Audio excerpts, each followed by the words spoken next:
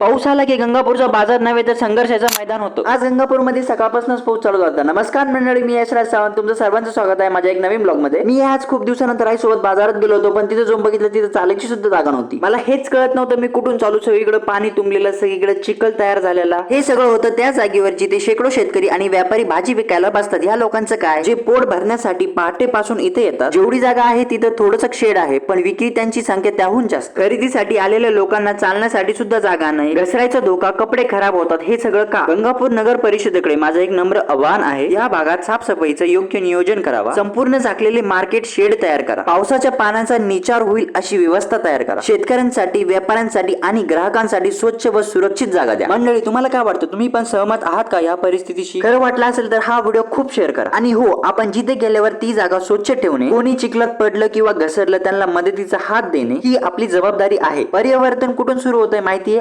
आपल्यातून, आपल्या सारख्या मंडळीतून।